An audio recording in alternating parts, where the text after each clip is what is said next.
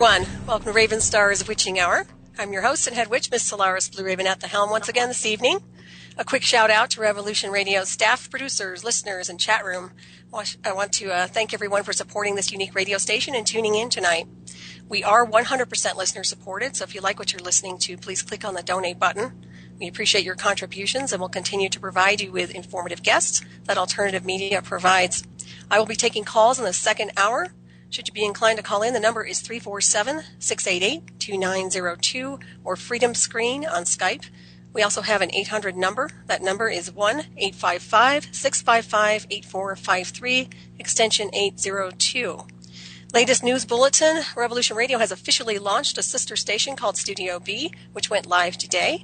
Congratulations to Revolution Radio, Nighthawk, and staff for their latest addition and expansion of this fabulous station. We also want to thank you, the listeners, for your help in making this happen. The objective is to have live shows from both studios A and B simultaneously, and this edition is a nice way to expand into more independent radio. We will be looking for hosts and producers for Station B, so if you would like more information, you can contact Mad Painter or station owner Nighthawk. All right. My special guest this evening is Dr. Carmen Boulter. Dr. Carmen Boulter is an author, filmmaker, and retired professor from the Graduate Division of Educational Research at the University of Calgary. Carmen has been to 53 countries in search of the mysteries of ancient cultures. Her quest has brought her to Egypt 28 times, where she has done research and fieldwork deciphering the cosmology of the ancient Egyptians. Carmen is the author of Angels and Archetypes, an evolutionary map of feminine consciousness. She directed and produced the groundbreaking TV documentary series called The Pyramid Code that gives insight into Egypt in a golden age of the distant past, airing on Documentary Channel, Netflix, and Hulu. Carmen is launching InteractiveU.com, an online learning and social action network. And I am truly pleased and honored to introduce Dr. Carmen Boulter to the show this evening. Welcome, Karma. Carmen. Hi, Solaris. It's really nice to hear your voice, and thank you for coming on the show tonight. It's quite a privilege. Thanks for inviting me. Yeah, it's just wonderful to have you. I'd like to know how you got involved in Egyptology and what guided you to the pyramids of Egypt. I started having past life recall when I was 6 years old. Wow. And I didn't really understand what I was seeing, but I was having visions of the headdresses and the necklaces and that sort of thing. And then I started to look around and find books on it. And by the time I was 11, I was determined I was going to go there. Oh, that's fascinating. And was there something that triggered that for you? Or was it just, was there something you were exposed to that triggered that recall? Well, it was at a family function in our backyard, actually, and I had a favorite tree, and I used to always go close to it, and I looked at my hand, and I could see that it was glowing. And then I softened my gaze and looked back at the family gathering, and I could see that this outfit was around my cousin. And she probably had been an Egyptian priestess. And I shook it off, little girl. And then the charge built again, saw the glow in my hand, looked over there again. It happened twice. And so, that was a trigger, all right.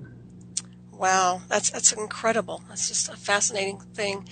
What year did you start digging into the mysteries of ancient Egypt? Well, I went there the first time in 1977, but I was reading everything I could find before that. Wow. It's really very interesting how this all unfolds. And at what point did you realize that the pyramids are much more than what traditional Egyptology has been communicating? I know that, do you see these pyramids as a separate entity apart from the Egyptian culture? Well, modern Egypt has nothing to do with ancient Egypt. Mm-hmm. It was about 2 minutes after I got inside the Great Pyramid, and I actually had apparitions in my pictures all the way back in 1977, so I could feel the energy. Mm-hmm. And of course it changed me permanently. And then I read everything in sight again after that with new eyes and realized that a lot of it would turn my stomach. I would kind of get this horrible feeling like I was going to pass out. And every once in a while there'd be a crumb of something that I felt was true. But mostly I just felt like I was, crawling through molasses, and it just was really upsetting to me.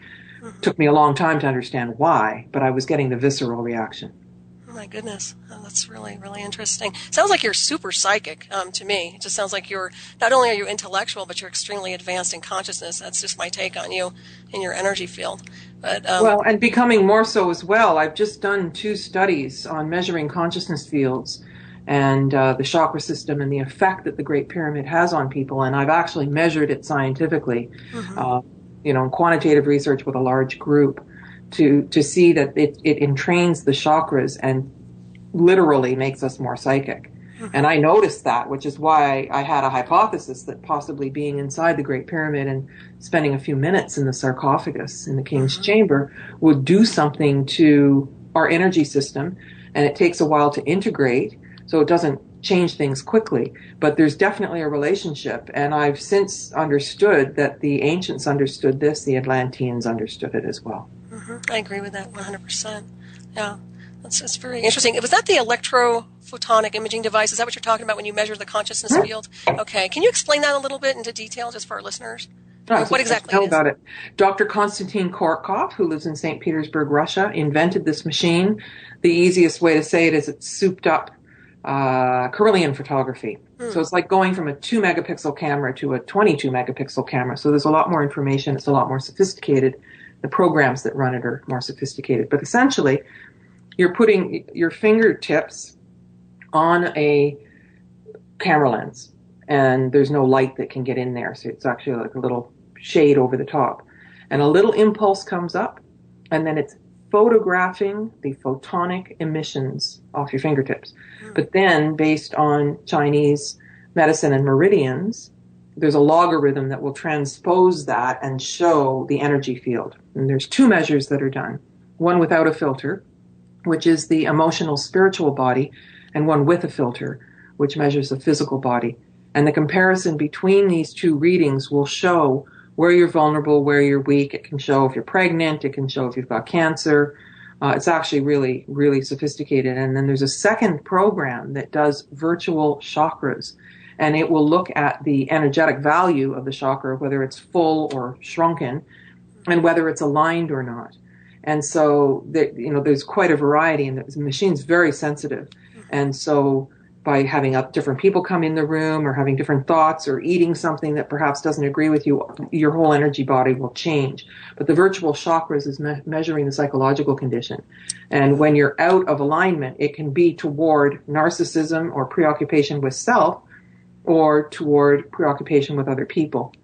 And so it's just a really sophisticated device. And, the more I study it and the more training I get, and the more I'm around people who have been using it for several years, the more I'm convinced that this is a very, very key device. Oh, yeah, absolutely. It's fascinating. Does it also measure the radio signals, or can it measure radio signals inside a body? No, that's a different function, and there are different machines that do that. And it's measuring the effect of a sacred site on a person. There's also another device called the eco tester, and that measures the vibrational frequency of a place. Very good. It's fascinating. Oh, I just love it. Yeah, that'd be very interesting to see. Very much so. And I bet you get a lot of different types of signatures with the different people and measurements. I mean, are they all similar, or would you say they're a little bit different when they get measured in the same area? There's no one that's the same. And one of the things that the trainers from Russia said was you can't expect people to really understand how the energy of the Great Pyramid will affect people.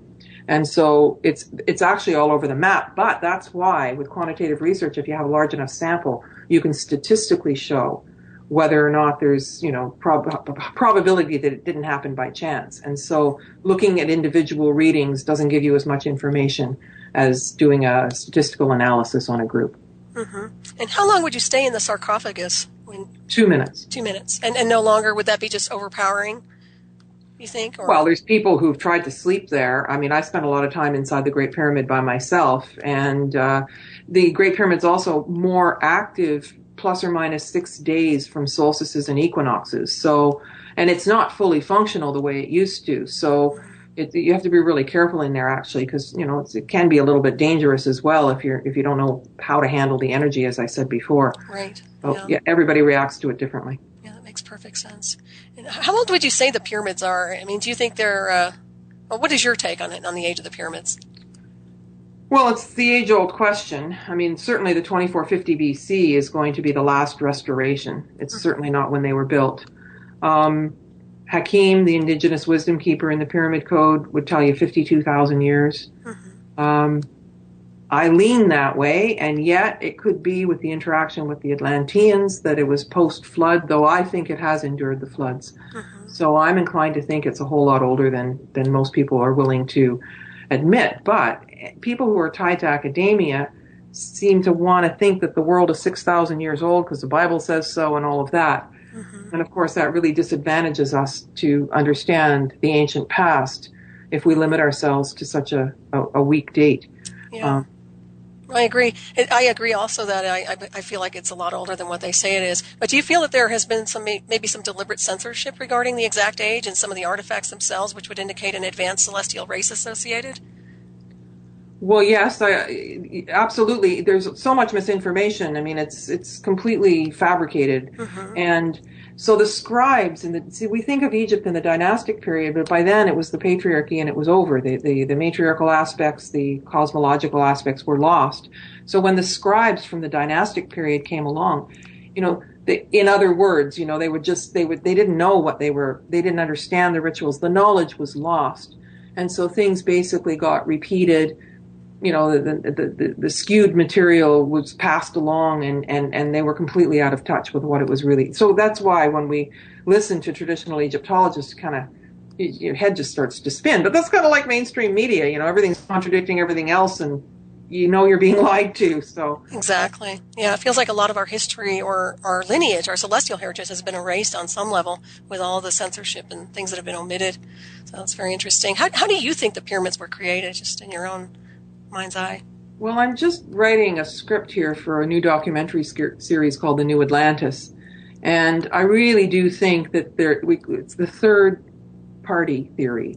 And the whole idea that there was a race that had greater knowledge that transmitted it to the Egyptians, the Mayans, the Tibetans, the Sumerians, and various other groups. So when you hear people speaking of such similar things, it's not because they talk to each other. That there were teachers, ancestral teachers who came and gave information. So the pyramids were built in a way to connect back into that information in the same way as the ancestral teachers had also connected into information. So Atlantis had pyramids, and of course it was a well-established worldwide culture that traveled around the world. They had ships and so that knowledge also came from other places, and then it was they knew there was a warning about the flood, and so there were evacuation committees from Atlantis that went to various points in the world where they built pyramids, and so many of them were able to relocate and start to put anchors to the ancient knowledge. Now, this wasn't for the common people around the world. This was for the high-level initiates because they were pumping a lot of energy into this, but it still did survive. I mean, things have deteriorated since, but I think that the imprint of the original pyramids was from a really sophisticated lineage. Yeah, I tend to agree with that as well. Everything you're talking about is in resonance with my own, I guess, imprinting or something, because I totally resonate with that information. But according to the ancient mystery schools, I know sound was used to heal and alter the DNA, move objects, and also teleport from one-dimensional space to another. So obviously you feel this was done with the ancients and the pyramids, and if so, why do you yourself feel this, and have you found any evidence to suggest this theory? Well, one of the things, we can't prove something, but we can get a hypothesis from a psychic experience, and then we have to anchor it and show it. So I have a lot of past life memories of the high-level initiates and how they were trained, and there was something of transmutation of the atom.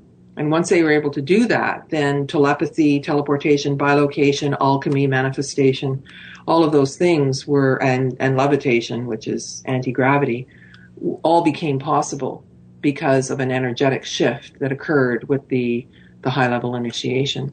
So there's all kinds of evidence of this. Now, it's not taught in school, and the thing is, though, is whatever was repressed, there's fragments that are around.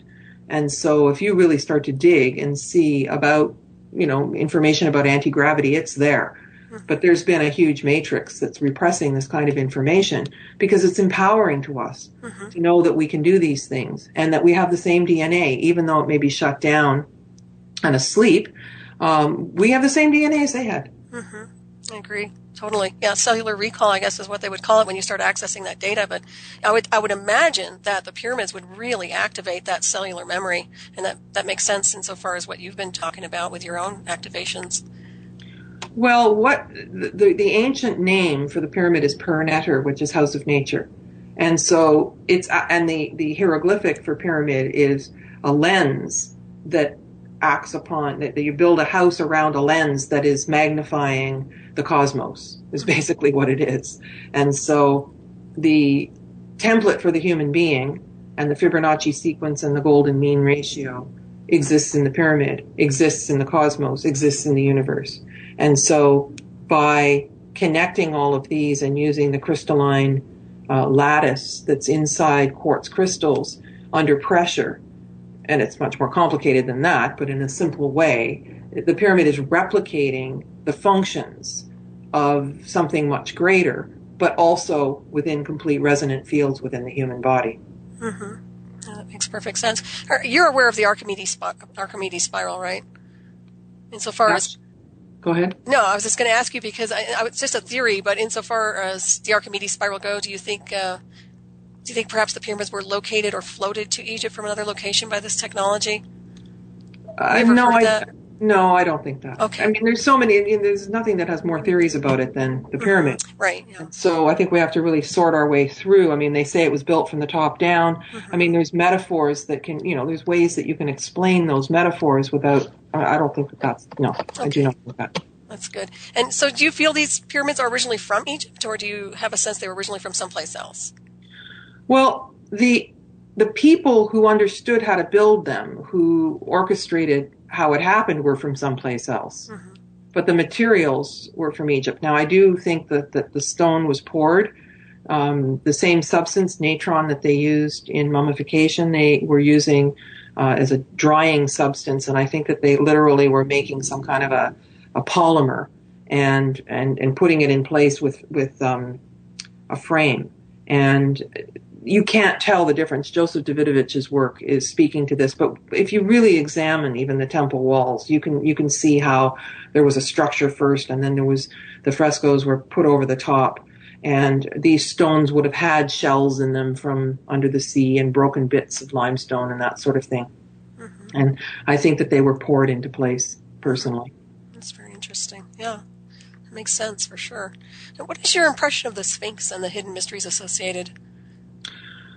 Well, the Sphinx is quite an anomaly for me because I spent a lot of time inside the body by myself, and there are a number of different passageways, and I spent 5 years on the plateau going on at night and crawling around inside the passageways that connect to underneath the Sphinx.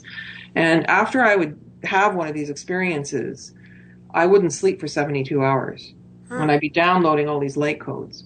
Wow. Now, that's kind of like downloading a computer program. It doesn't mean you've installed it or you know how to use it. And there's other things that help unpack those codes. But, well, when you talk about something coming from another planet, I mean, we can't prove any of this. And so I feel a little hesitant to even say it. But it's been my conviction for a long time that the stone that the Sphinx is made out of came from somewhere else. Mm-hmm. Yeah, I agree with that, too. Yeah, it's really amazing. I can only imagine. That is on my bucket list, to get over there and actually experience these beautiful, beautiful things. I can only imagine how it activates the DNA. I really can. So the chambers of the Sphinx, you said that it kind of was like a download for you. So you obviously believe in the Hall of Records, or perhaps it's located there, or what is your take on that whole thing? Well, I had a place called the Hall of Records Retreat Center in Egypt for a little while, and so obviously, yes. But when they say, Edgar Casey's readings, they say beneath the Sphinx. They say under the Sphinx, under the left paw. And I've changed that word in my mind to beneath, because it's beneath and in front of. So a lot of the secrets are in the Sphinx temple that has connecting passageways. So that's the thing that most people don't know about. And then they cement it over the top. So you would need a bunch of jackhammers to be able to start looking. And a lot of the passageways are blocked.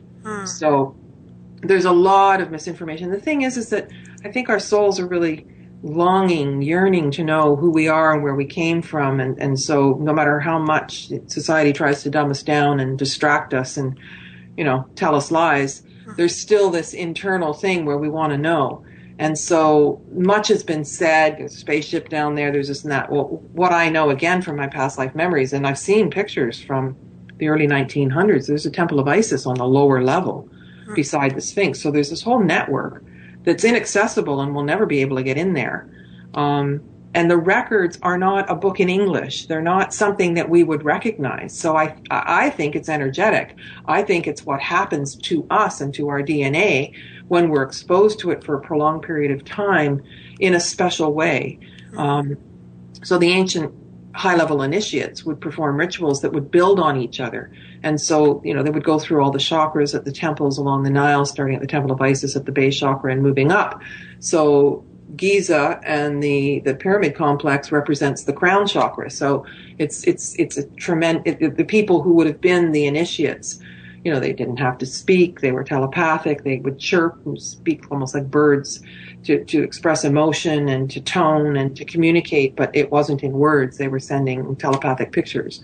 So the records are the truth of what happened that has to be accessed, I think, in an esoteric way. I agree with that. Yeah, definitely. Do you feel much of the codes and archives of the pyramids need to be extracted from the etheric plane by higher consciousness? Was that what you're pretty much saying? Or do you feel there are physical artifacts which have been obfuscated by Egyptian government? Oh, there are. Definitely there are. And there's lots of things that ended up in the British Museum. I mean, there's little known facts like the white powder that was found in the King's Chamber and a salt-like substance that was found all over the Queen's Chamber. Things like King Tut, when his mummy, the sarcophagus was first opened, he was covered in blue lotus petals, and he was wearing a medallion that's actually made out of asteroid. It comes from an asteroid. So, I mean, there's all kinds of things. Now, is the government hiding? I mean, the whole world government is hiding, things from us. But I think that most people are so much towing the party line, they don't know what they're hiding. The answer is just no to everything. So, but there are things that have been found and lost. And I've just been writing actually about this metal plate that was found by Howard Weiss in 1867. And no one did any research on it for 108 years. And they had information about meteoritic iron, and they had a word in hieroglyphic for that. But they found that this particular piece had nickel content, which means that it's man-made iron way before the Iron Age. So, and I don't mean the processional age. I mean, the age where everything with iron was started. So nobody's talking about that. Nobody's talking about the dateable piece of wood that was found in one of the shafts and this little, another metal hook. So, people are careless. They don't really know. Sometimes it might be, a conspiracy to hide it. And sometimes it's just ignorance and believing the other story and not knowing how to connect to the real thing. Right.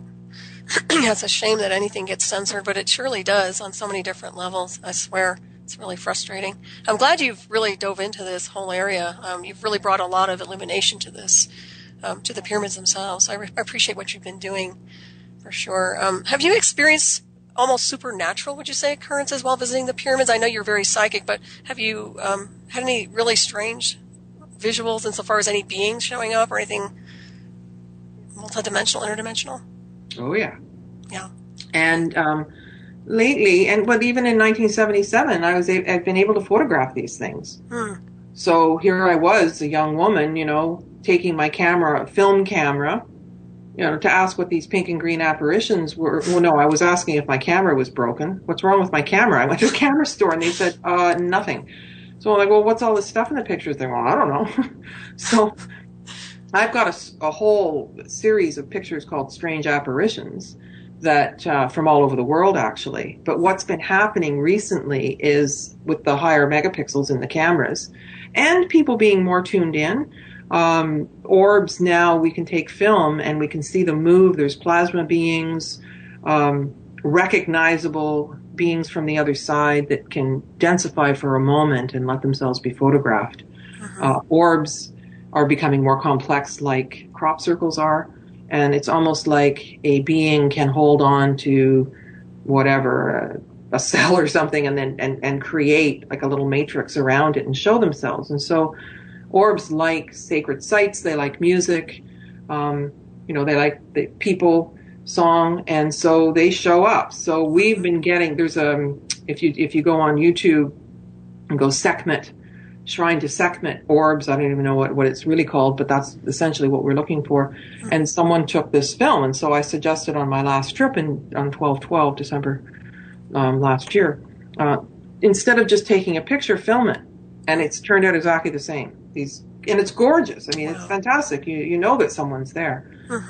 And we've also, like at December 21st, 2012, when we were out at Abu Ghraib, it's also called the jail, but I think they named that jail after the most sacred place probably on the planet, which is this huge crystal altar. There's so much crystal there, it's ridiculous. And it's totally, there's no way to get in there. There's no booth or any of that. And so we did a big ceremony there. And we were the only group that was able to have a permit to do a private meditation on that day, December 21st, it was right before sunset. Oh, wow. And I could sense that there were extraterrestrials around and ships.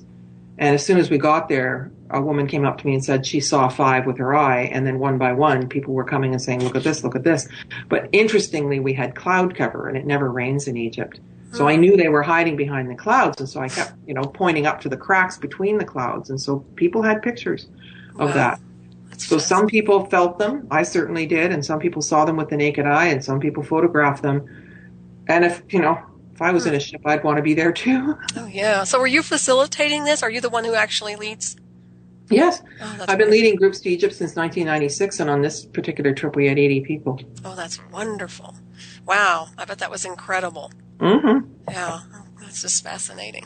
Yeah, I'm not surprised by that at all, actually. The pyramids have been associated with vibrationally amplifying objects in their radius. And do you feel the technology itself was removed from the core of the pyramids, and what remains is more of a shell? Well, not exactly, because the sacred geometry of the location of the king's chamber, and hence the sarcophagus, which can't be moved no matter what you do, it's like built right in. And it couldn't have been put there later because the passageways aren't big enough. And if you look at it, it's solid granite 4 inches thick. So the shape of the pyramid, it's definitely decommissioned in that the casing stones are missing. So it's almost like stripping a wire and having the bare wires there. But also, the earth is in a real downturn, and it's very dense compared to the golden age. So that would have been 13,000 years ago. During the period of Atlantis, just when it was about to go under. And so it's broken, but as I said, there's 49 days a year where it's a little bit more activated because it's aligned with the solstices and the equinoxes, because it's replicating the solar system and the cosmos and the universe. And so you can't really break it. And the other day, so plus or minus 6 days from there, and then January 19th, and no one really can figure out why January 19th is another particular day. So I think the energy comes and goes, but because of the function of it was to connect with the universal energies and all these different levels, you can't break it. Yeah. So it's more like deactivated, perhaps, on and off, you think, or no? Partially deactivated. Okay. Do you think but some pyramids around the world they were built later, and they were never active. And so there's various experiments. Now we've got equipment to measure it. Right. Why? Egypt, okay, go ahead. No, keep going. I'm sorry. Well, just in Egypt, like, the answer to everything is no. And I got away with a lot and was able, Zahi Hawass let me do a lot of things. And basically, the answer is no to pretty much everybody. And now he's gone. But at the Bosnian pyramid, Dr. Sam Osmanovic is able to, he says yes to everybody. And so he's come to some conclusions. I just did a web show with him a couple of weeks ago. And he's come to the same conclusions as I have, and yet we've done completely different work in different countries, measuring with different devices. And so that's interesting. So I'll be speaking at his conference in Bosnia in the first week of September. And if we keep working and we keep using the devices that we've got and waiting for new things to come out, and it's pretty hard to hide it all now. Do you think these the pyramids are more active or less active with what's been going on with all the shifting of the Earth as of recent? I don't really know how to answer that. I think it's I don't know how to answer that, because the pyramid is sitting on the Earth. It's some kind of an amplifier reflection of what's going on, not the political situation, not the divisions of the countries. That if you were to, teleport out and look back at the Earth, you're not going to see different colors and borders anywhere. So the reality of what the pyramid's doing is not decommissioned, but the consciousness of the people who, perhaps knew about things in other times. The consciousness of people has been decommissioned. Right. Yeah, that makes sense. So you say some of the pyramids across the globe are not activated. That was done intentionally? No, it's copycats. Okay. Like if you say, well, let's build one. I mean, there's pyramids like modern pyramids, in Edmonton for the botanical gardens and whatnot, but they deliberately didn't align them because they didn't really want to be copying that. They like the shape. So there's enough, it depends. But there is a tradition of bringing seeds to the shaman, and they would go in the pyramid with them, and then you'd see seeds that weren't charged in a pyramid. This is Mayan land. And then you'd see seeds that were charged in the pyramid, and you could see that the pyramid's obviously doing something to them. But then there's other pyramids that were built more recently, and you may take your seeds there, but they don't grow better. So some were the newer ones. It tends to be that things that are newer work less well. Yeah, that makes sense. Yeah, it has to have that spiritual evolution or higher consciousness association, I would think. On some levels, but what do you see or feel is in store for the future of the pyramids? Do you have any sense of what's going on a future level, future timeline? Well, for sure, what I know is that if we had the technology to take them down, the pyramids would be gone, like those big Buddha statues in Afghanistan that were blown up, even though the world was crying, no, don't. And the Giza Plateau was used as an open quarry. There was all kinds of thick quartz floors at Saqqara and whatnot that have been taken apart. So, the future of pyramids is new pyramids. And so, as I said, I'm writing this script for a documentary series called The New Atlantis. Nice. And there are pyramids, new pyramids, that are being built. They've understood pyramid energy. And there's one in the center of the landmass of Russia in Siberia. And this pyramid is, people are having spontaneous healings in there. And it rings like a bell. And it's got crushed quartz casing stones and huge Brazilian crystals that are 14 feet high that are embedded within it. And so in the spaces where there aren't chambers, we think of that maybe as dead space, but that's the charge. That's where the crystal under pressure is emitting a field. And these pyramids are working. And they're building a series of 9 of them, so a circle of 4 around the big one and a circle of 4 around those, with the connecting passageways in the water and all of that. And I'm telling you, these things work. But they've taken that same pyramid energy and put it into a place in St. Petersburg called the Crystal Spa. And this place feels like being inside the Great Pyramid, and I'm very familiar with that. Like from standing outside, no. Take one step through the threshold, yes.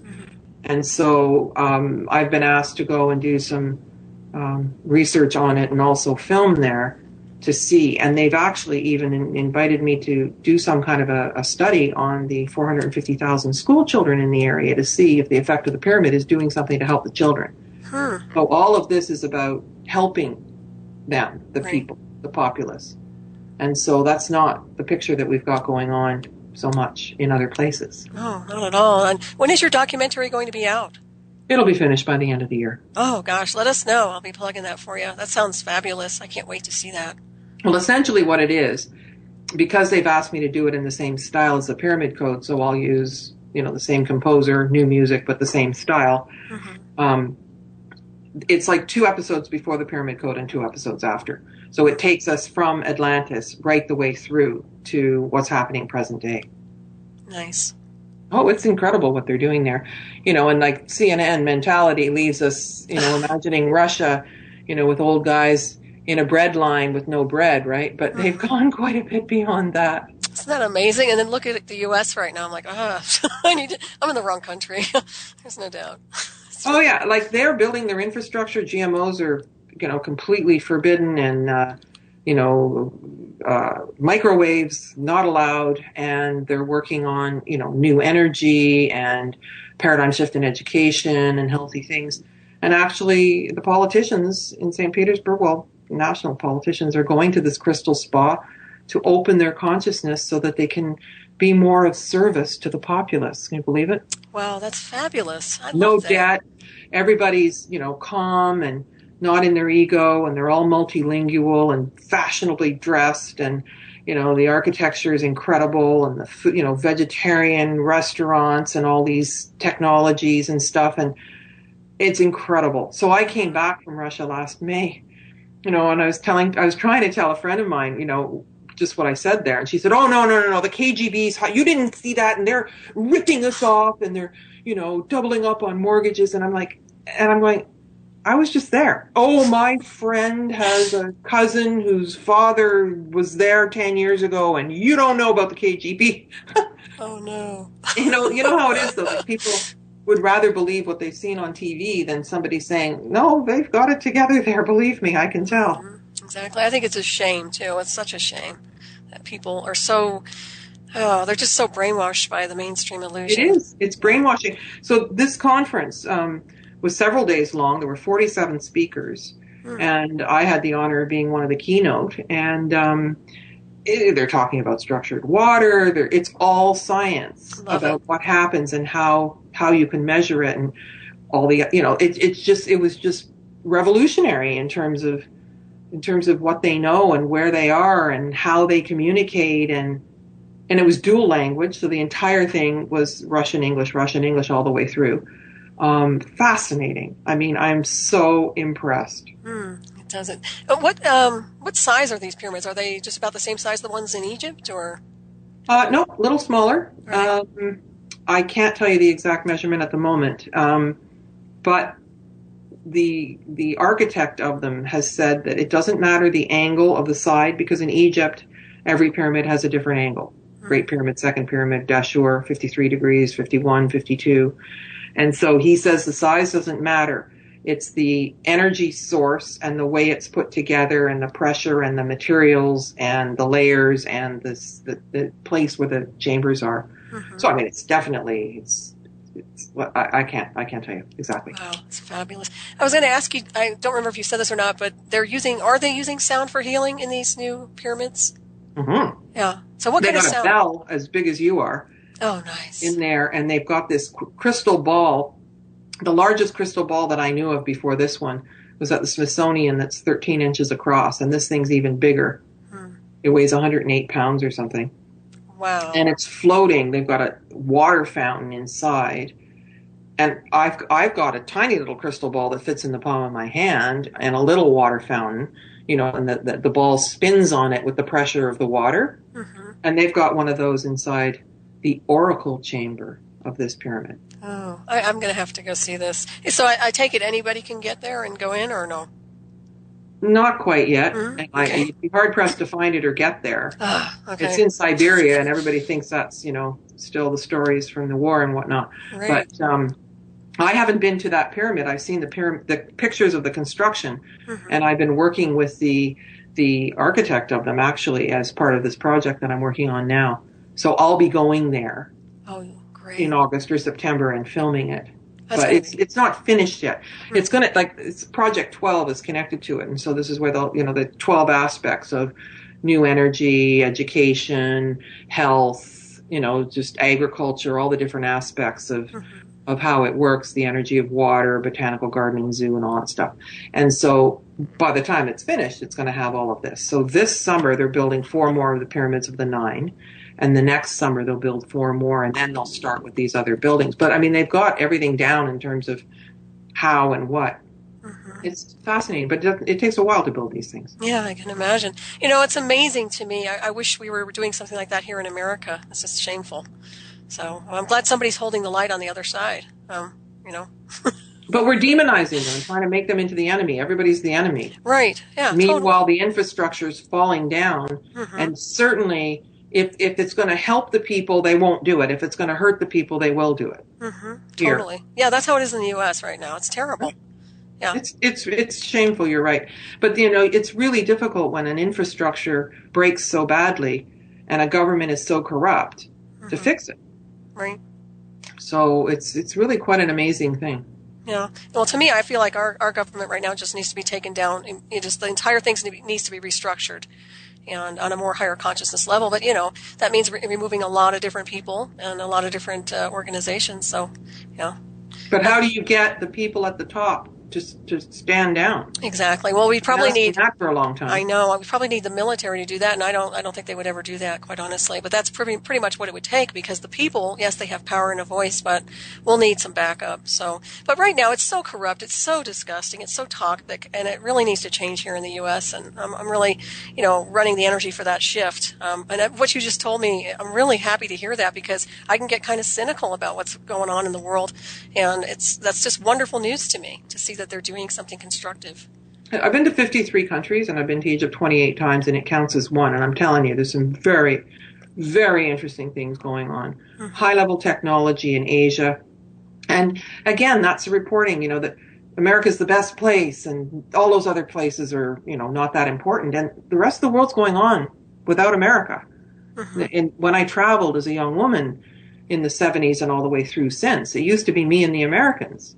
And now you've got more of a chance of meeting somebody from Croatia and Thailand than you do from America. Mm-hmm. Americans are afraid to travel. They're afraid everybody hates them. And nobody hates them. Nobody's, in all these years of going to Egypt, I mean, we're talking 35 years here and lots of experience and living over there and everything. I have never, ever once heard any one of them ever criticize America or an American, ever. Mm-hmm. Nobody hates them. They're very good people. They're very decent people. And as far as I'm concerned, none of them are terrorists, and all of that is fabricated too. Yeah, I agree. Well, there's definitely an evil surge here in the U.S., and I'm not afraid to say it. I mean, I've observed it from afar and for a long time, and it definitely needs to change. It really needs to change, and that's part of Revolution Radio too. Is we're out here speaking the truth and opening doors and opening higher levels of consciousness so people can start activating, and start getting with a higher program than what they've been subjected to. And I'm really so glad you came on tonight, by the way. Really enjoyed listening to you. So thank you again. So do you feel that there is a lot of resistance for archaeologists who pursue investigating the pyramids from outside of Egypt? I mean, when you were there, obviously the people were very kind to you. Did you get any competition, like control issues? Well, like I said, basically the answer to everybody's no. And, they'll say yes, come and give us your stuff. Now everything's different because of the revolution and Zahi's gone. So there's a new minister of antiquities. Mm-hmm. But what they would do is they'd say, oh, sure, show us your stuff, show us your research and your literature review and what your plan is and your method and all this. Yes, mm-hmm, come right this way. And then they would get to, 3 days before the expedition, or the expedition, National Geographic cameras, everybody's there ready to get the DNA out of King Tut's mummy. Oh, security. No, shut it down. You can't film. And then 2 years later, I watched this happen over and over again. They'd come out with it and they'd steal the stuff and they'd do it and say it was theirs, or they'd bury it. Oh no. Over and over and over and over and over. And I've been very, very close to all of this. Mm-hmm. And so, and the contrast, I mean, if you want a spectrum, Dr. Sam in Bosnia, he says yes to everything. And of course you have to respect the pyramid, but he has people from all over the world that are doing excavations. I think last year he had people from 50 countries. The year before he had people from 17 countries. You want to come and do an archaeological dig? Here's how we do it. And people who have instrumentation and physicists and acoustic people and all manner of, and including the GDV, EPI, the electrophotonic imaging from Horkoff. And so it's huge collaboration, everybody exposing the research to each other. And everything in Egypt's been nope. And so they've got it now where there's only 2 universities in Egypt and it's only archaeologists. Well, geology has to meet climatology, has to meet anthropology, linguistics. How are you going to piece this big story together if you don't understand quantum physics and everything else? Mm-hmm. So as long as they say, okay, there's like 4 people who can do excavations, how are you going to, so the whole thing is, but the story's out anyway. Right. And this miracle that Dr. Sam and I have found the same things, the number of passageways, like there's a mile of passageways under the Bosnian pyramid. But the other thing is the mainstream media was told, kibosh, you say this is fake. And so people go, what do you mean? Is there anything there? I didn't hear that on the news. Well, if you hear it on the news, it's propaganda. And so you can't believe what they found. And if you go looking for, that's the blessing of internet. If you go looking for it, you'll find it. He's on YouTube everywhere describing this stuff, talking about the pyramid system around the whole world. I mean, doing incredibly valuable work. And he's an archaeologist at a university. He's a professor. And he's been given the responsibility. And he's handling it beautifully. Nice. And he just did a carbon-14. They found some organic material between the third and fourth course of poured stone, which stands to reason. And they sent it to a lab for dating, and it came back 24,800 years. Well, nice. we know that carbon-14 dating notoriously makes things look younger, but the farther back you go, if it's a campfire from 12 years ago, it's plus or minus 3 years. But if it's 24,000 years ago, it's plus or minus 1,200 years. Well, what does that mean? It was exactly one precession ago. Think about it. Yeah. And then you've got places like Göbekli Tepe that were decommissioned 13,000 years ago. Somebody protected it before the flood because they had a warning that the flood was coming. So all of these pieces are undeniable. Exactly. Oh, that's fabulous. Yeah. Why do you personally feel the pyramids were built themselves? What do you think the purpose is behind that for this world? The connection between the cosmic and the universal energies in order to connect and commune with the gods, with extraterrestrial intelligence, more advanced civilizations. They were consciousness machines. They were used for high-level initiates to have out-of-body experiences in a controlled fashion and literally be able to go into a place that was useful. And the trick was always to return, and they had support. But these devices, they're sophisticated cosmic devices. There's no question about that. It would take a while to give you all the science on why, but that's what the New Atlantis is. I mean, I've been digging around in this script for a long time, and that's what it is. That's what it says. That's what I'm writing. Oh, I can't write. And it's all linked. It's all linked to texts, and it's connected to Valery Yuvarov's work, and he's the architect of these pyramids in Russia. How many books have you written, actually? Only one. I'm more into films, and wow. I think people are kind of over reading now. They don't want to read so much. Well, you should definitely put this in print again, or definitely write it. I would suggest that, but yeah, I love your documentaries though. But I'm a reader too. Your information is just like I just want books and books of your data. It's fascinating, and I have to go and rewrite and read everything over again in my mind. But it's very interesting indeed. So, do you feel? Well, we talked about the pyramids across the planet interconnect to some degree on you say a type of meridian or ley line level. If so, why do you think they were aligned this way? And did you say they're broken right now, or? Well, the grid is down. I mean, the whole thing is broken for sure. And I don't know that it can be reactivated. I mean, if the casing stone's missing off the pyramids, I mean, they're damaged. There's no question. There's been explosions in there, big cracks in the walls. Like, if you look at Dashur, there's chemical marks all over. There definitely was a huge, I don't know if it was an explosion all at the same time that damaged all these pyramids, but you can't have a precise device, shaken around and had all these things happen to it, several earthquakes, floods, world floods, if they've been there as long as I think they have. And they're built to withstand it. And so the other thing is that the construction of the pyramids has an inverted angle that pushes all the stones toward the center. So if there's ever any kind of disturbance, the pyramid gets tighter, right? So of course it's brilliant, which is why it doesn't fall apart with all these earth changes. But the grid is decommissioned and it doesn't work the way it used to. I mean, it used to be that you could connect to Stonehenge and connect back to the Assyrian and everything was all integrated somehow. But I mean, it's been a long, long time and things have been abused. Exactly. So, I mean, you can't have people, hacking at your house and going around with a sledgehammer in your house for 2 days and have it look like it used to. Yeah, it's a shame too. Yeah. And I was going to mention your documentary, The Pyramid Code, is available on Amazon.com. Is that right? Yep, Amazon's there. Okay, Hulu, yeah. Netflix Canada just as of a couple of weeks ago. It's aired in 34 countries on national TV and been translated into a number of languages in Canada. Only took it up That's 3 awesome. weeks ago. Yeah, I love it, and I recommend anybody who hasn't seen the documentary to pick it up. It's excellent. It's very, very good. And I don't know if you want to give a little bit of a synopsis of what the documentary entails to our listeners who haven't viewed it.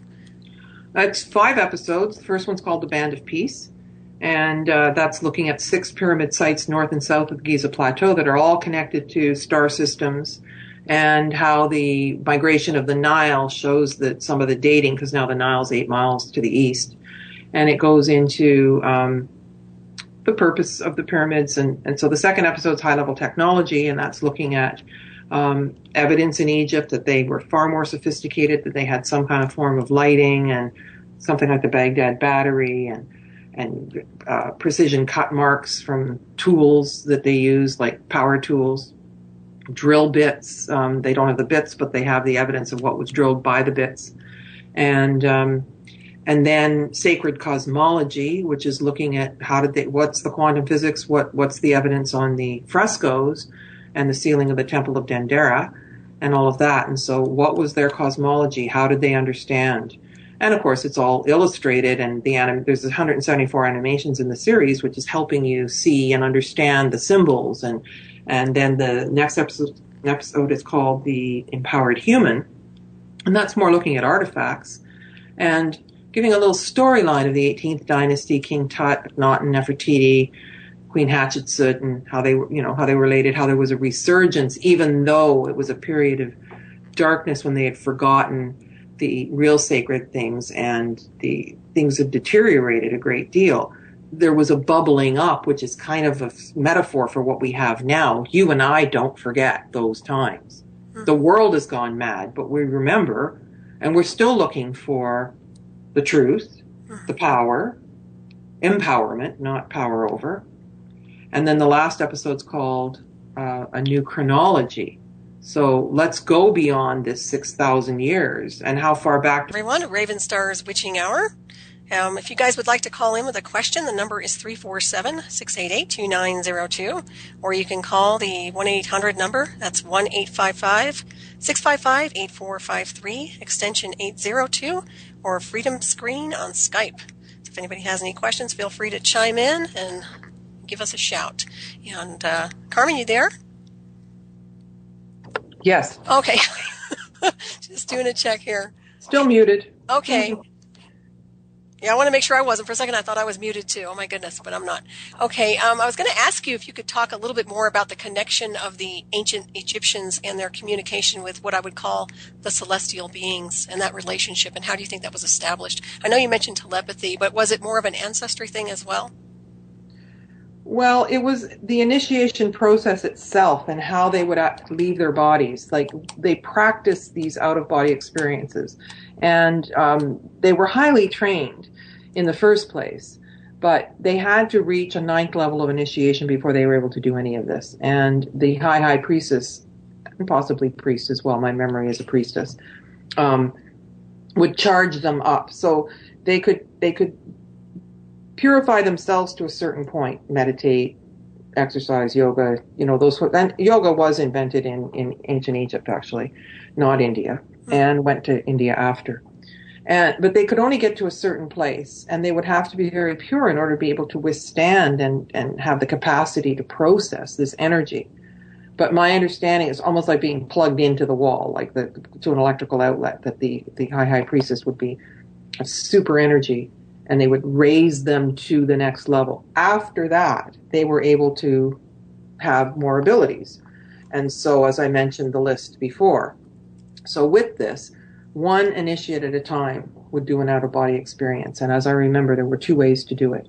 So there was all these passageways with exposure in a small space underneath the plateau that would align with the star. They also could align with the stars that were in the shafts inside the Great Pyramid and lay in the sarcophagus. It was actually pinpointed that if you had your head to the north, the pineal gland and the hypothalamus would align at the exact point where all the energy would be concentrated.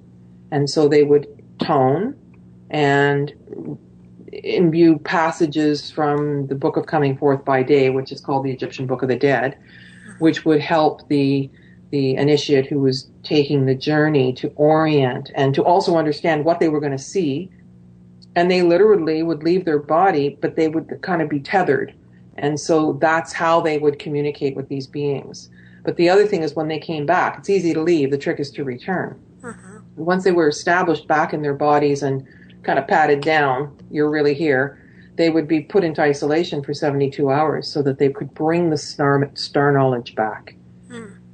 Concretize it, because it's like a pipe dream. If you're just having a trip and went, oh, it was great out there, but what happened? Oh, I can't remember. It's like if you don't write your dreams down, it's like you had a great dream and you still have the feeling, but the details leave you very quickly. Mm-hmm. And so it was a very elaborate process, and only one initiate would do this process at a time, and there would be supportive initiates who would also observe, and then it was their turn another time. And they would bring this star knowledge back, and they would literally commune with the gods. And because the ancient Atlanteans were doing it, they were seen by the populace. There was always a priest class and a populace. And so they were seen as the gods.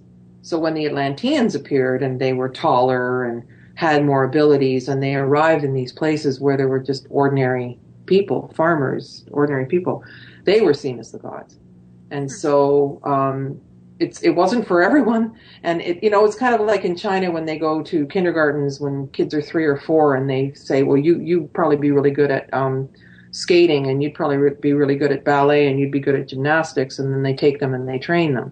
Mm-hmm. So I think it was a similar thing where someone had to display natural abilities and have, high moral ethics and the willingness to dedicate their entire life to humanity, to giving. And so they would get their robe and their lunch. They would arrive blindfolded on a barge in front of the Sphinx, and they would never leave. So, they'd be given their robe and their lunch. And in those times, politicians didn't get paid. The leadership was rotated, but leadership was about giving. Right. You get your robe and your lunch if you were a leader.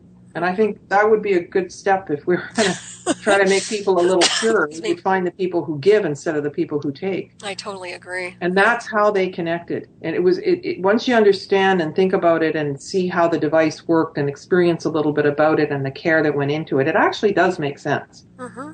Yeah, it does. It reminds me of the movie Stargate. Did they kind of take that data that you all have been coming up with and just kind of plagiarize it on some level? Because it seems to me like they kind of use a little bit of that information.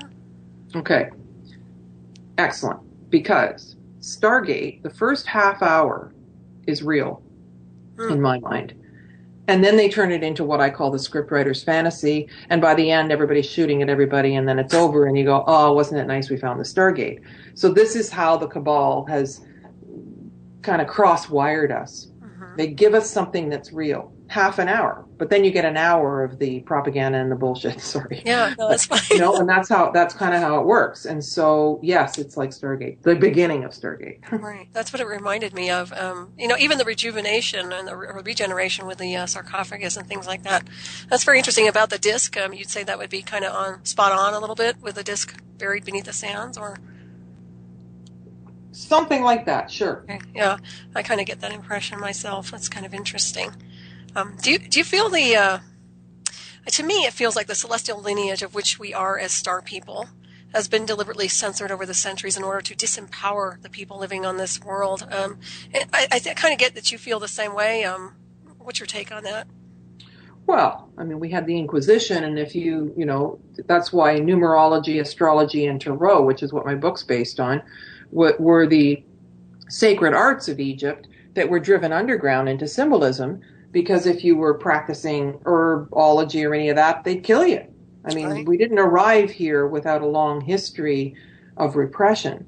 And so it's been a long story of trying to disempower. The whole thing about patriarchy is power over. Mm-hmm. And the whole thing about religion is I'm going to save you. You need to give your power to me, and I have the access to the upstairs. And I'm going to help you get it if you pay me. Mm-hmm. Right? And so that's the distortion. And it's been a complete slide of disempowerment. And we almost don't even understand what empowerment is and how we can empower one another. Yeah, I agree. They're really cracking down on homeopathic medicine, too, here in the United States. It's really becoming ridiculous. I have a lot of certification in a lot of those areas, and I'll tell you, it's crazy. But there is definitely a difference between spiritual and religious. And to me, you're right. The religious is more of a middleman. We don't need the middleman. I've always told people that. So that makes sense, for sure. So do you feel the ancient Egyptians had the power to transfigure into another light harmonic? So that's kind of like they were able to transfigure their entire being to phase shift into another dimension? Mm-hmm. Okay. Absolutely. Okay. Yeah. And so we probably contain that data still, I would imagine, once it's activated within our own cellular structure. What's your take on that? Absolutely. Well, okay, there's two concepts that are difficult because we don't think this way. The ka and the ba. And we had one bus named each on our last trip. So the ka is the body double. So if you're really conscious and able to bilocate, it's your ka body that goes. So the part of you that's within your being stays. But people can have 14 ka bodies and at night go and help and do various things. And that's the body double. And that's really amply demonstrated all over the temples. And if you're not looking for it, you won't see how subtle it is, but it's definitely shown. The ba is the part when you leave this physical and you're met by Anubis in the traditional book of Coming Forth by Day, and they say you're dead. You go, what do you mean? I feel the same. No, check it out. Your physical body's down there. Oh, and they say, okay, now let's have your heart. Let's weigh it against the feather of truth. And if your heart is heavy, we don't want you. And see, because the thing is all the karma that's being built, the Dark Cabal think that, there's no karma, there's no consequences to what they're doing. They have immunity to it all. Anyway, so the ba is the part of you that goes on and lives again and again. That's the cellular memory. That's the reason you and I remember. Because it's the same us. It's the same soul. Mm-hmm. And we're in a different situation. So if we can open to all of it, we get the cellular memory. Mm-hmm. So the Egyptians understood this. So, it's like we get spiritual brownie points if you spend a life as a Tibetan monk and you meditate for the whole life. Or if you have a life as a concert pianist, then you come back and when you're 3, you tinkle, tinkle on the piano and you're fine. You can know how to do it, right? Mm-hmm. And so I think that's the essence of cellular memory, and I think that's largely misunderstood, but the Egyptians were incredibly well versed in all of this. Mm-hmm. They certainly were. Yeah. It's really amazing when you start diving into the cells and the atoms of the body. In my opinion, I find that fascinating. Once you start activating all these codes and things. But, it seems like manifestation by will is a key to the mystical mind. Do you feel most of the masses are being slept to some degree? I mean, we had this discussion a little bit insofar as what do you think it will take to awaken them from their slumber? I mean, is there anything that, I know we were talking about consciousness being one of the keys. The message I got when I started the Pyramid Code was that the purpose of it was to trigger high-level initiates who already knew. It wasn't looking to wake everybody up. Because if people if they're on antidepressants, if they've dumbed themselves down, if they believe mainstream media, if they keep toxicity around them, maybe they're not supposed to wake up. Mm-hmm. And there was something that you can't speak unless there's ears to hear. Mm-hmm. So the people that are supposed to be triggered can go suddenly from, have a peak experience that wakes them up. But I don't think it's any of our business to decide who's supposed to wake up and who isn't supposed to wake up. Because, like I said, if there's no ears to hear, there's nothing to say. Mm-hmm. I agree so the people who are supposed to wake up will wake up. Sometimes late, sometimes suddenly, sometimes they started years ago. But I don't think it's a universal thing that everybody's going to wake up and we're all going to suddenly shed the skin of the old way. Mm-hmm. Yeah, I agree with that too. There's a lot of false programming that's been, it seems like they have a lot of false programming. But, you obviously were born, I don't want to say you were born a master, but you obviously were born with your own gifts activated at a very young age. And I can resonate with that because I felt the same way when I was growing up. It seems like I already knew a lot of things, so that must be part of that lineage as well, which I find very interesting. So I do think you're right about that some people are just meant perhaps not to awaken. But at the same time, it feels like there's such everything's off balance on this world, and it's created by consciousness and thought. So I was just curious as your take on that. So it's very interesting. I'm going to ask you here real quick. Yeah. To me, it feels like society is being held in a stasis, which prevents them from ascending to higher levels of their divinity. And a frequency fence comes to mind. I was wondering what your take is on that. Do you get a frequency fence, or what I would call a pyramid in reverse, a type of energetic that's more like a vortex pulling people and keeping them in a stasis? They're very clever, and I think it's quite deliberate. And I've been computing since 1982. And I used to say I had intravenous USB. And just in the last little while here, I started having symptoms of radiation poisoning. And I thought it had to do with flying so much. And it's like getting an X-ray every 9 minutes. And I took 44 flights last year. Wow. And then, of course, all the body scanners and whatnot that I've only been through twice, but I avoided them. But I had a live blood analysis, and it showed the effects of radiation.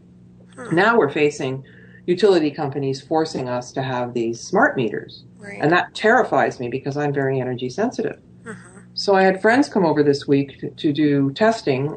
They had a radiation meter and they had an EMF meter, and they walked around my house. And I've been swimming in radiation EMF soup because I have had a wireless hard drive, wireless phone, wireless doorbell, Wi-Fi. My suite had Wi-Fi, so I had 2 sets of Wi-Fi coming in. And I have a metal bed with 4 posters, and that magnifies it. And so they're at the head of my bed, and they said, "Can you sleep?" I said, "No, I don't sleep well at all." And they said, "Well, here's why." So I started to make changes over the week, and now I'm in a quiet zone. I've taken all the wired internet. I'm still online. It doesn't matter. I've, now got a corded phone, which I know I asked them if they thought I should become a fisherman, But the long and short of it is that now that I can sit quietly, I'm not interested in any of that stuff that's going on. And suddenly I feel unplugged, if you will, from the grid in my own little way. And I'm realizing that it's this low grade kind of programming that kind of bothers us and puts us on edge, and that's part of it. It's part of it. And now, I had a cell phone way back in, 2001, and it took a lot of people till recently, to get on board with that. And now everybody's got YouTube in a sentence. But, I've been waiting and waiting and waiting for people to adopt technology because I think that there's a beautiful world of learning online, but there's dangers to it as well. Now, having your head in the sand and not wanting to do it because it's too difficult or who cares is another story. But the thing that's so positive that we can change and grow and get information is actually hurting us. I agree with that. There's a lot of dirty electricity around. That's for darn sure. And I have Joe Tones here. Hello, Joe. Well, hello, Solaris. How are you? I'm good. How are you this evening? Very good. Thanks for bringing me onto the call, Dr. Carmen. It's a pleasure. Love Hi, Joe. Hi. Great. Love the Pyramid Code. Keep pumping out the good stuff. I was hoping you can comment on something and get your take on it. Nassim Haramein's come out publicly. In his camp, he said that they've done testing on the stones of the Great Pyramid, and they found that the stones at the bottom were actually older and the stones at the top were younger. And he subscribes to that they were conceived in a 4th dimension and brought down onto the planet as a star map. And I just wanted to get your take of that.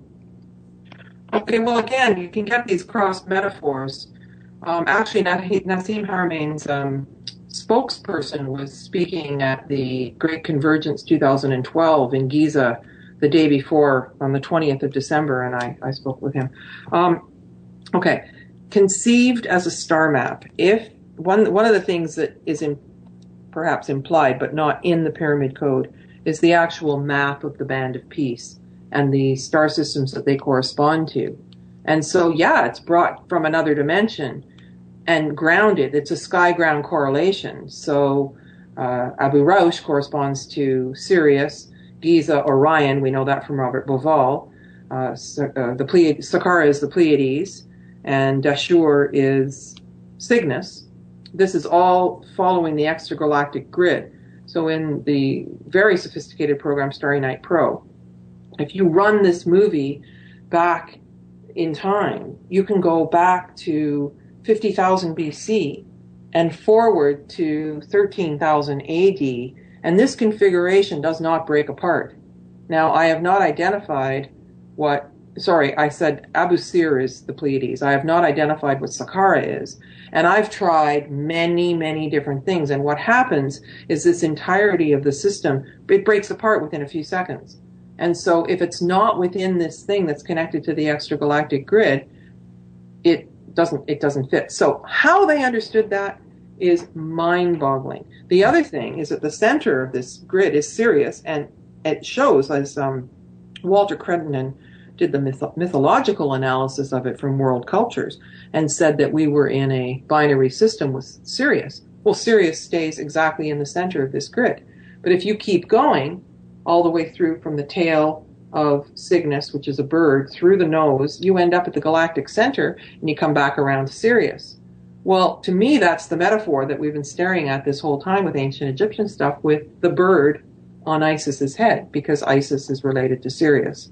And so it shows that this whole thing, and that's actually the processional cycle. And so if you say it was brought from the fourth dimension, I mean, I don't think you can manifest a pyramid or a house and teleport it. I mean, we can manifest money, objects, but not something that big. Right. But it is fourth dimensional. So you get these little crosses, these things, there's a grain of truth, and maybe you're repeating it in a way that isn't what he said. I'm sure he's onto something. I respect his work a lot. But I think we have to understand what's meant by bringing something from another dimension. Right. I guess it was the meaning was that it was conceived, or the idea was conceived in another dimension and brought down onto the planet as a star map. But if the stones were at the top, if the stones at the top are older than the ones at the bottom, he's basically saying that it was built from the top down. I've heard that before, but you go ahead and try that. Like they also say that the extraterrestrials built them, right, and they had their ships. Like Hakim didn't buy that. He's the indigenous wisdom keeper in the Pyramid Code. I don't buy that. Like Hakim said, it was scientists. It wasn't. Then we have all these slaves, and none of that's possible. I think it's possible to build the pyramid as the way that the pyramids are being built now. They're being built from the bottom up, and then casing stones are being put on them, and they're a polymer and they're crystal. I think that Valery Uvarov's got the right idea. Right. I just don't know in the physical.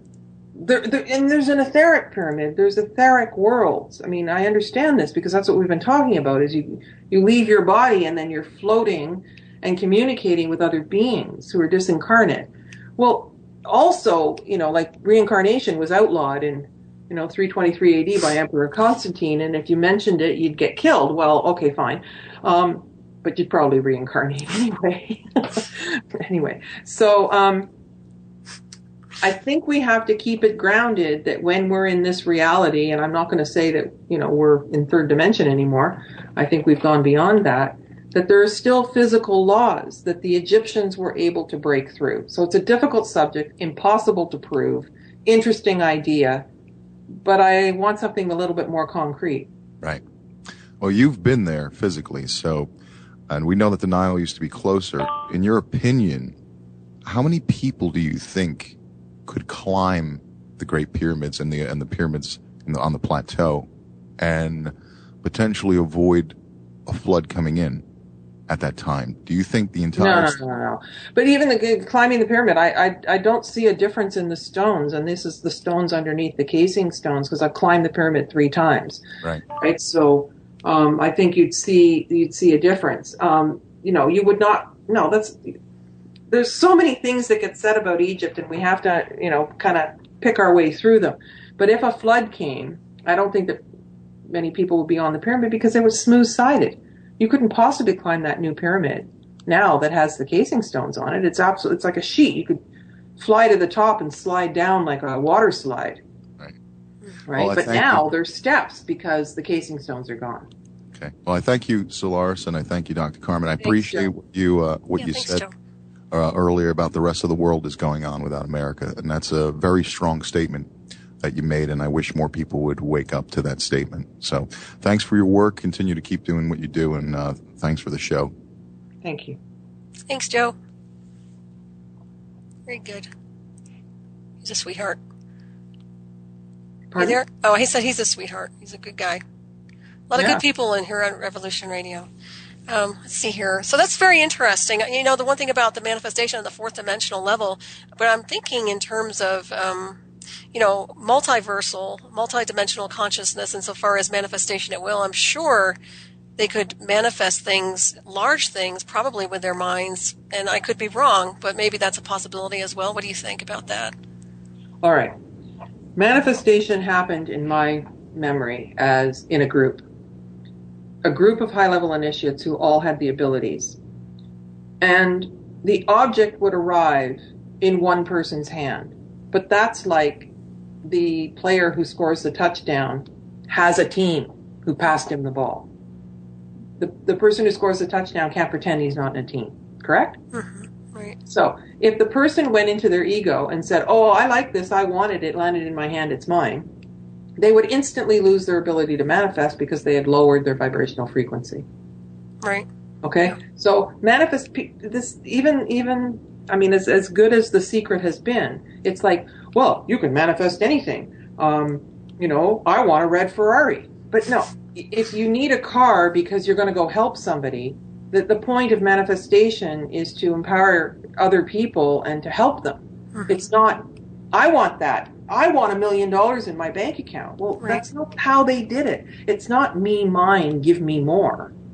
It's just we're distorted in that. We don't understand what manifestation is. Right. However, if you need to wear a shirt to go help somebody, you may say, I'd like it to be blue. Okay? Mm-hmm. You know, if you need to have a vehicle because you're contributing, you may choose the make and the model and the color too. But that doesn't mean it's me, mine, gimme, gimme, gimme. It's all about giving.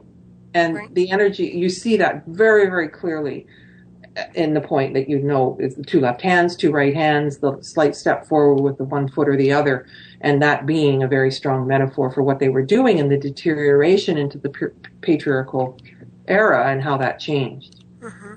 Yeah, it sounds like they were operating more under personal will. I think they still do on this timeline. A lot of people operate under personal will opposed to higher consciousness, which is more of a universal, unconditional, supportive, energetic. That's not about the ego or the will alone. So it makes perfect sense on so many different levels to me anyway. Yeah, but you see what's happening right here is you're joining me in this understanding. Mm-hmm. And there are people who can't hear that, and they probably won't be on this show if they can't. They wouldn't think to tune in. But it's a lower vibration. It's a denser vibration. Higher level consciousness and cellular recall is a more refined vibration, right? Mm-hmm. You're meeting me. We get it because we both know, and other people can get it and feel comfortable with that. But the rest of what the world is telling us is a different vibration. Mm-hmm. Totally. Yeah. Totally get that. What is your impression of the ancient drawings and artifacts of Egypt? I mean, do you feel the timeline in which they were created were much more connected to off-world forces than the current day? You know, back then they didn't have the satellites and all the interruptions that we have today, and I always mention that. I was just curious insofar as what you feel with that. Okay, there's very few places that aren't layered, except Amarna. Nefertiti and Akhenaten got tired of the Amun priesthood and the corruption, which is very similar. We still say amen at the end of a prayer. I won't. Mm-hmm. Right. And they were, give us half your stuff, your harvest, and we'll ensure your salvation. You know, we'll take care of you in our culture. Just, you know, give us 50% of all the money you make for us.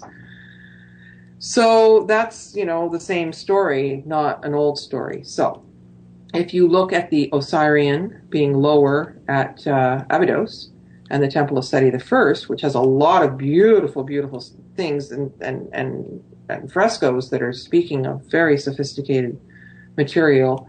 And I think that's also a memory. He was the first pharaoh of the 19th dynasty, which was right after the 18th dynasty fell. You'll see that one temple is completely submerged. Now, it happens to be beside, but at Dendera, there's a room where you can see the tops of the temple pillars from the temple that's below it. And then there's a crypt that has all kinds of things that's down beneath the ground. And so there are layers, and they're so much older. Now, both Dendera and Abydos are really far from the Nile, which means they're far, far older. Hmm. And so there are layers of Egypt as well. So beautiful. Can you tell me about the harmonic resonance associated with the pyramids and explain what frequency you feel is a core transmission, which signals perhaps to other star systems? I know they talk about certain frequencies. I was wondering if you ever locked in on that. Well, F sharp major chord is actually what rings. I mean, they would tone in there. They also had, the passageways were open, the shafts were open to the air prior. And they had a system of crystals and mirrors. And it would actually make the pyramid whistle. You know how you blow across a Coke bottle.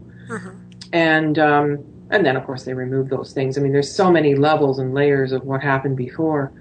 But the vibrational frequency is actually a chord. And if you're in the pyramid by yourself, and I spent a lot of time in the pyramid by myself, 3.5 hours in the dark in the pit, in the subterranean chamber, and I'm telling you, it's not dark down there. But if you tone alone, it sounds like there's all 30 people in there. If you tone in the bottom chamber and there's somebody silent up in the king's chamber, which is far because it's huge, 385 feet high, and then deep into the ground, so we're talking 500 feet of distance here, you will hear what they say. All of the pyramids are like that. You take a step, it's like a gunshot in a recording. So the tone, it's definitely tuned to a frequency. Now, the principle of resonance could be one of the fundamental, like the golden mean ratio, which our human body is relating to. Resonance is the thing. It's the key. So the physical resonance, the solar system, the cosmos, the universe, everything is resonating, and that's one of the main energy sources in the pyramid is resonance.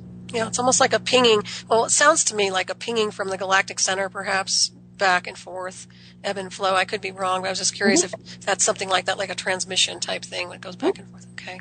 Yeah, I find that very interesting. I'd love to play my flute in there. I play the flute, and I know, was it Paul Horn that played? Yeah, beautiful. Just incredible. Well, and the thing is that it sounds like there's many people playing. And there's one person playing. Yeah. It's fantastic. I mean, it's just so rich. Definitely. And that's one of the things that we do when we're in a group. We keep the toning going. And it's really nourishing and helpful to the person who's in the sarcophagus as well. Oh, wow. And last time when we were doing the December 21st at Abu Ghraib on the crystal altar, we had a woman who had 3 crystal bowls.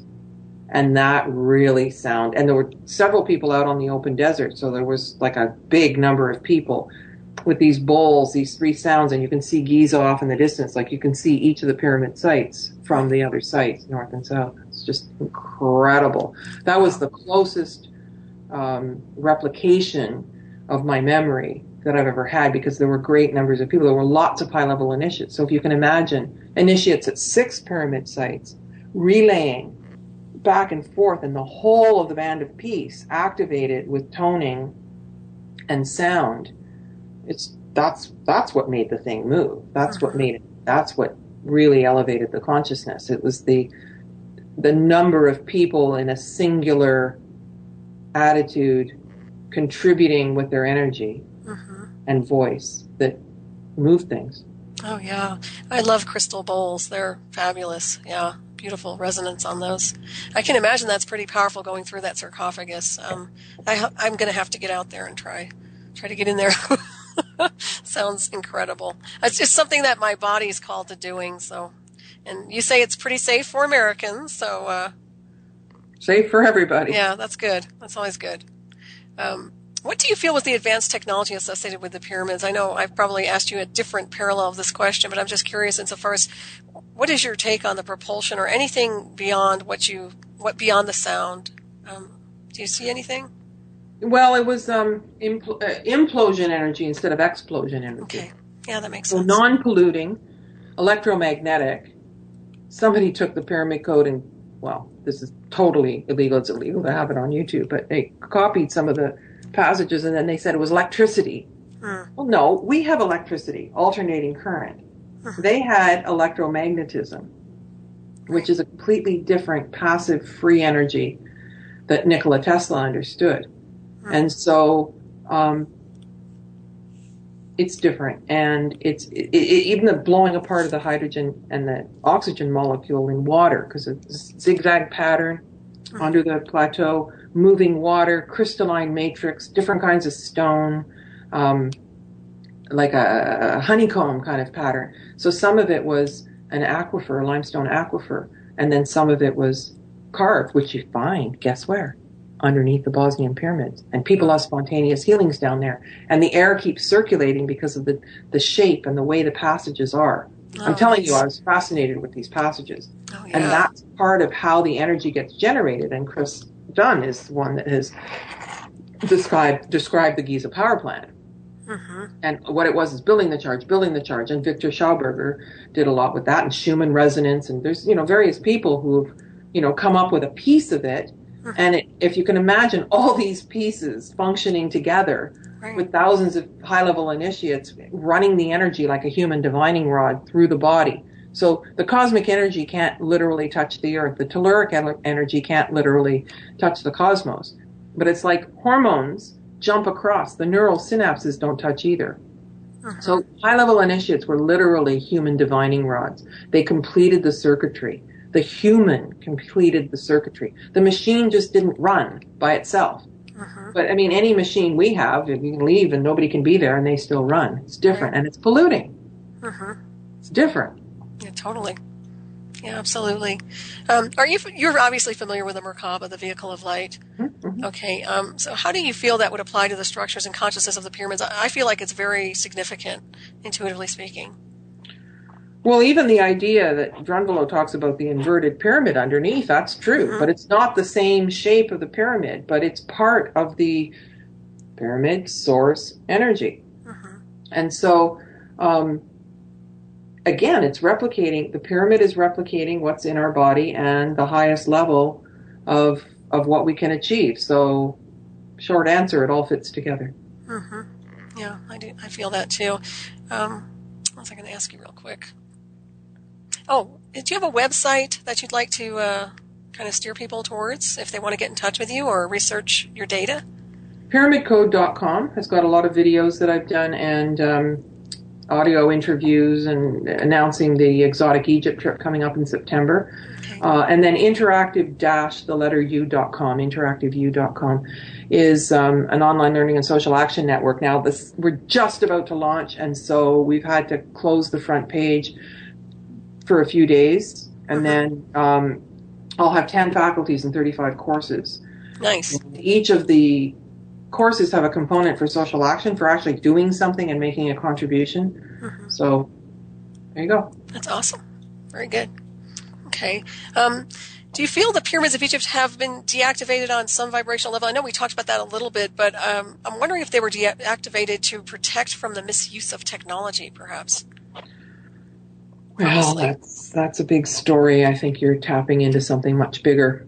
Okay. There was a takeover many, many tens of thousands of years ago. And it's one of my past lives. And so there was a war, and this is my memory, and it's also a manuscript that I wrote called Out of the Blue that actually led to the Pyramid Code. Instead of doing it as a screenplay, it ended up being a documentary, but that thing's still there ready to go with the whole story. So the way I understand it, there was some kind of war off planet, and they wanted the Earth, and they were going to come along and use that energy. And we did our best to decommission it, and it was still overcharged in a way that everyone was vaporized.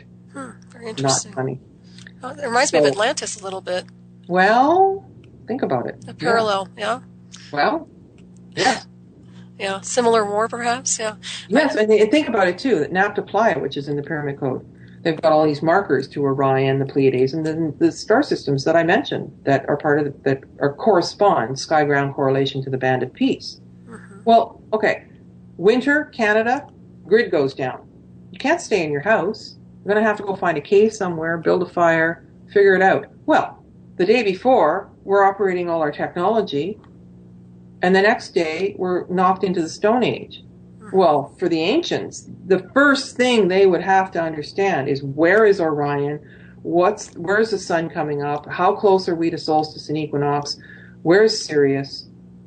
And they start to do the markers. So in the English patient, the cave of the swimmers shows people swimming on the cave wall. Well, that plateau, Gilf Kabir, Gilf means plateau, Kabir is big in Arabic, is the size of Switzerland. Well, if there was a world flood, there would have been people swimming around, and some of them would have survived, not very many, but some climbed up onto this plateau and start the markers again. So what do you find? You find simple cylindrical circles there. So the grid could go down here, too. Right. Think about what would happen to us if it did. Exactly. Well, it almost seems like we're going through this similar episode. I mean, polarization definitely happening again. So, good grief. I think we learned a lesson by now or something, but yeah, it's unfortunate. That's what I'm looking at anyway. That's what I'm seeing anyway. It's interesting. The first time you saw the pyramids in Egypt, what was your impression the very first time you saw them? The guy said, "This is the Great Pyramid." I said, "No, it's too small." And he said, "It's the Great Pyramid." I said, "No, that's a small one." He says, "It's the Great Pyramid." Well, it's not as big as I remember it. Wow. The casing stones are gone. It's 30 feet different on each side. This poor guy. It's interesting. Did it trigger more past life memories when you first arrived? Oh, God. It changed my life instantly. I mean, it's just... And okay, a few days before, I was in Athens, and I went into the National Museum, and they have Egyptian artifacts because in true museum protocol, you're supposed to leave all the grave goods that were found together, and then you see evidence of trading. And so they had Egyptian glass and Egyptian artifacts in this museum, but there was some statues that weren't in cases. And so my being got to be beside real Egyptian stuff. Well, first time that happened, I was just like electrified. And I was physically in Egypt 3 days later. Wow. And I was 20 or something. And nobody was supposed to go in alone. You're supposed to go in with groups and all that. And then the next day I went into the Great Pyramid, and we spent 3.5 hours in there, this young man, and took me in there. Oh, my goodness. I'll never be this. I was never the same again, honestly. Nice. Yeah. I can imagine. I can only imagine it activates. But they're pretty lax still, you say, going out there now? Or are they... What's lax? Well, insofar as being able to go inside the pyramids alone, or... No! Oh, so they really have changed quite a bit, yeah. No. That's no, if you get a permit, it costs like $5,000 to spend any time with a private group in there. Wow. Or you get to go into a resonance field with the public going, oh, take my picture, zip, clamp, and it's enough to blow your head right off. Oh, God. I don't recommend that to anybody who's energy sensitive. Yeah, no kidding. That sounds pretty wild. I mean, it's hard enough with a group that you think are relatively enlightened, if you will, for lack of better words, and they're all like, take my picture too. They're still doing it. They want their bag. They want to walk around. They don't realize that every single step is like a drum beat in someone's head. Right. Yeah. So it's a very sacred place that's had a lot of blasphemy happen. That's too bad. Yeah. A lot of people do a lot of damage just by wandering through the earth. I always say walk gently on this world, and it doesn't seem to happen very often. So it seems like it's going in the opposite direction at times. But when we talk about the sarcophagus a little bit, that does obviously connect to ascension, or what they would call ascension. Is that correct? Yes. Okay. Yeah, that's what I thought. Okay. But it's a practice. Like Hakim was a real good ancient Egyptian, and he was here, and then he passed away. And he understood exactly how to do it. Like, people pass, and some people who are religious will go, oh, God, what's going on this side? They don't understand how to handle it. And so this is what the ancients were doing, is they were using the energy of the sarcophagus, which basically says X marks the spot. If you lay here, then all the things are aligned. Some people go and get in backwards. It's like, oh, no, don't do that. I'm like, what would ever make you think you should lie that way? But they don't connect. Some people don't connect as strongly. And so by being what's it like, a CAT scan, where they slide you in to be in the exact spot, so then they can then put the beams in and they're aligned properly. And that's why you're not supposed to move. It's very similar to that. Well, in a whole different way, but you know what I mean. Yeah, that's very interesting. What is the difference between the pyramids which you call are alive versus dead? Energy. Energy. Okay, so basically just kind of deactivated pyramids versus ones that are activated? No, some of them were never meant to be divine. Okay. Some of them are built by people who don't understand, who think they're copying, and they're not getting it right because they don't understand the source of the pyramid energy. Mm-hmm. Yeah, that makes perfect sense. Yeah, it's kind of like the Sword of Arthur, Mm-hmm. It's depending on the consciousness and the heart, what's in the heart of mankind. It's that's what I always look at. What's in the heart of man? That's how you can use it as a benchmark on something. But somebody can copy the sword Mm-hmm. with a 3D printer, and it's still not that sword. Right. Very true. Yeah, there's kind of like a simulation of life going on. That's what I like to look at it. It's just, there's something going on where it's almost surreal and definitely man-made and it's opposing the spiritual design from what I've seen. But what was your impression of the original capstone of the Great Pyramid? Well, that's a big question.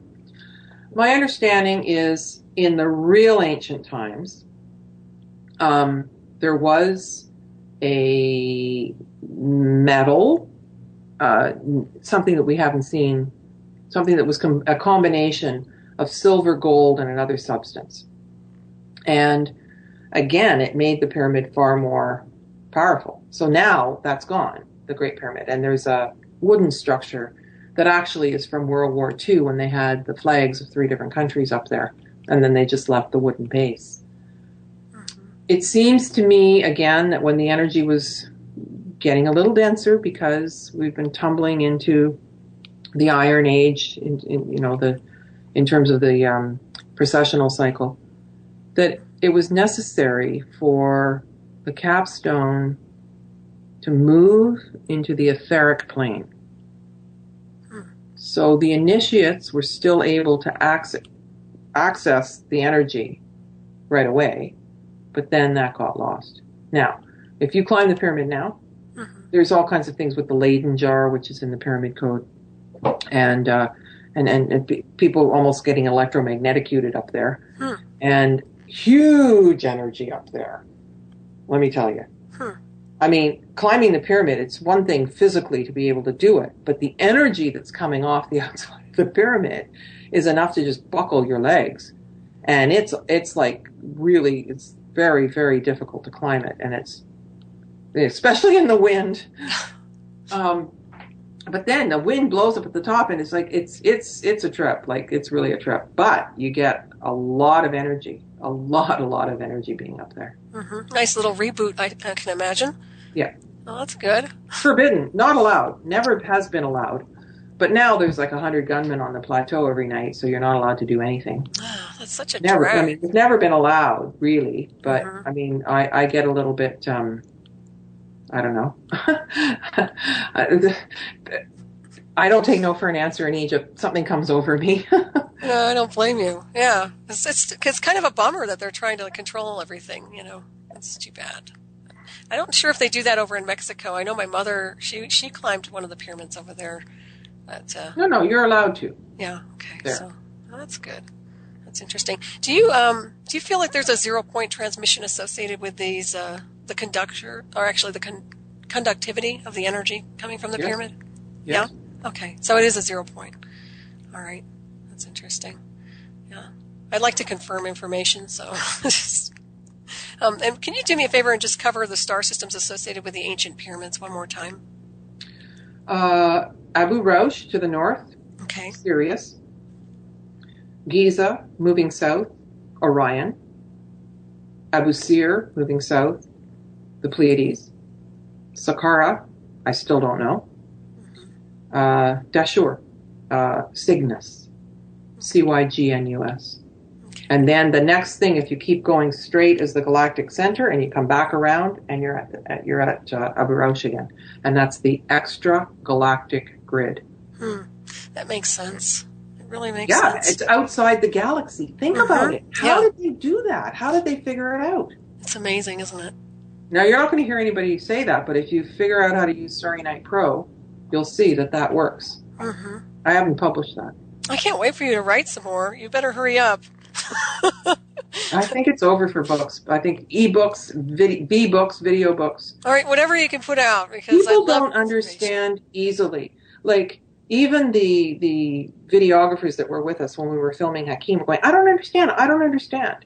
I said, well, you got to give me a chance to add animations, to find scientists to corroborate what he's saying, little parts, and then to tie it together with narration. So people don't have trouble understanding the pyramid code because of how it's done and how the music carries it along and all of that. Right. But if you just read it and you don't see how it moves, or there's nothing that's 3D animations that's making the energy move, you're not going to understand it the same way. Mm-hmm. Right. You know, I'm looking at a script right now, you know, I'm writing it, and it's like, it's the written part, but to me that's not nearly enough in order to bring this information forward, because it's multi-dimensional. Right. So if you use 3D animation and you've got all the different parts that I just mentioned, the information can come forward in a way that's more accessible. Right. And it's based on Valerie Uvarov's book, The Pyramids. And I mean, even reading that book, you're not going to get all the nuances of it, and it's not that accessible because of wordiness, etc. So my task is to make it accessible and to be able to not dictate, not be prescriptive, not tell you what to think, not tell you that it is, but invite you to consider it and see how you feel. Right. Right? And so school says this is the answer. The teacher has the answer, and you've got to figure out what it is and give it back, and then you get a mark. Well, that's not knowledge. That's not wisdom. Mm-hmm. Right? Exactly. So to me, this is the way. To me, this is the best way to communicate. Mm-hmm. It's a lot harder than writing a book, too, by the way. You're a brilliant mind. I really enjoyed listening to you tonight. We're getting ready to wrap it up. Went by really quickly. But I just wanted to thank you so much for being on the show tonight. It's been a real privilege and a blessing, and I really appreciate what you're doing on this world. So thank you. Thank you. I also want to thank everyone for tuning into the show this evening, and everyone in the chat room and everyone out there listening in the airwaves of Revolution Radio. Just one quick note here. My guest next week is Laura Daligan, and Laura is a magical practitioner and witch from the UK who is a freelance artist and illustrator with a passion for life and magic. So she'll be sharing some information with us next week. Stay tuned for Shiny Side Out with David Dunger and Becky coming up, and we have some final words. Carmen, is there anything you'd like to mention real quick? Want to mention your website once again, or anything else you're working on real quick before we end? I'll be speaking at the Bosnian Pyramids, and the trip to Egypt is back-to-back with the Bosnian conference. They're doing a tour. And so I think that if anybody wants to spring for both, that'd be a really interesting... there's so many fascinating things happening. So I invite you all to come on Exotic Egypt. Fabulous. We're going to be swimming with the dolphins. Oh, wow. That does sound incredible. Yeah, that's good. Did you say that was this fall, this September? Or? September. Yeah. So the first week of September is Bosnia, and then the 8th to the 21st is Egypt. Wonderful. And your books are available on Amazon.com. Mm-hmm. Well, actually,